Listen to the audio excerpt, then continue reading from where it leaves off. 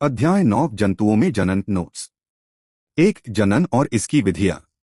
महत्व जनन स्पीशीज जाति की निरंतरता बनाए रखने के लिए आवश्यक है। जनन की दो मुख्य विधियां हैं। लैंगिक जनन सेक्सुअल रिप्रोडक्शन, अलैंगिक जनन एसेक्सुअल रिप्रोडक्शन।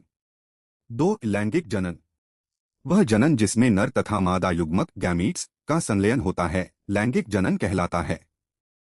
नर जननांग मेल रिप्रोडक्टिव ऑर्गन्स। मुख्य अंग एक जोड़ा वृषण टेस्टीज, दो शुक्राणु नलिकाएं और एक शिश्न पेनिस। शुक्राणु स्पर्म वृषण नर युग्मक उत्पन्न करते हैं जिन्हें शुक्राणु कहते हैं। शुक्राणु एक एकल कोशिका सिंगल सेल होती है जिसके तीन मुख्य भाग होते हैं, सिर, मध्य भाग और पूंछ। मादा जननांग फीमेल रिप्रोडक्टिव ऑर्गन्स। मुख्य अंग एक जोड़ी अंडाशय ओवरीज, अंडवाहिनी ओविडक्ट फैलोपियन ट्यूब तथा गर्भाशय यूटेरस। अंडाणु डिंब ओवा अंडाशय मादा युग्मक उत्पन्न करते हैं जिसे अंडाणु कहते हैं। मानव स्त्रियों में प्रति माह दोनों अंडाशयों में से किसी एक अंडाशय से एक विकसित अंडाणु का निर्मोचन अंडवाहिनी में होता है। अंडाणु भी एक एकल कोशिका है। जैसे मनुष्यों में सूक्ष्म, मुर्गियों में बड़े तथा शुतुरमुर्ग का अंडा सबसे विशाल होता है। 3 निषेचन फर्टिलाइजेशन। शुक्राणु और अंडाणु के संलयन मिलने की प्रक्रिया को निषेचन कहते हैं। निषेचन के परिणामस्वरूप युग्मनज जाइगोट का निर्माण होता है। आंतरिक निषेचन इंटरनल फर्टिलाइजेशन वह निषेचन जो मादा के शरीर के अंदर होता है। उदाहरण मनुष्य, गाय, कुत्ते, मुर्गी आदि। बाह्य निषेचन एक्सटर्नल फर्टिलाइजेशन वह निषेचन जिसमें नर एवं मादा युग्मक का संलयन मादा के शरीर के बाहर सामान्यतः जल में होता है। उदाहरण मेंढक, मछली, स्टारफिश आदि। परखंडली शिशु आईवीएफ इन विट्रो फर्टिलाइजेशन। जब अंडवाहिनी अवरुद्ध होने के कारण प्राकृतिक निषेचन नहीं हो पाता तब शरीर के बाहर कृत्रिम रूप से निषेचन कराया जाता है।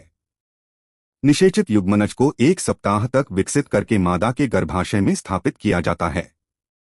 इस प्रक्रिया से जन्मे शिशु को परखंडली शिशु टेस्ट ट्यूब बेबी कहते हैं।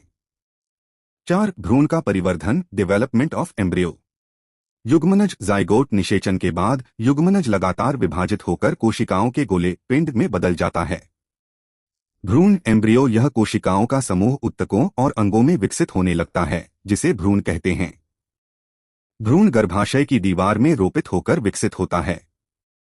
गर्भ फीटस भ्रूण की वह अवस्था जिसमें शरीर के सभी शारीरिक भागों हाथ, पैर, सिर, आंखें आदि की पहचान योग्य हो जाती है, गर्भ कहलाती है। 5 जरायुज एवं अंडप्रजक जंतु। जरायुज जंतु विविपैरस वे जंतु जो सीधे शिशु बच्चे को जन्म देते हैं। उदाहरण मनुष्य, गाय, कुत्ता, बिल्ली। अंडप्रजक जंतु ओविपरस वे जंतु जो अंडे देते हैं। उदाहरण मुर्गी, मेंढक, छिपकली, तितली।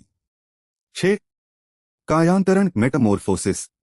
लावा टैडपोल का कुछ विशेष एवं उग्र परिवर्तनों द्वारा वयस्क जंतु में बदलना कायांतरण कहलाता है। मेंढक का जीवन चक्र अंडा टैडपोल लावा वयस्क। रेशम कीट का जीवन चक्र अंडा लावा इल्ली कैटरपिलर प्यूपा वयस्क। 7 अलैंगिक जनन एसेक्सुअल रिप्रोडक्शन।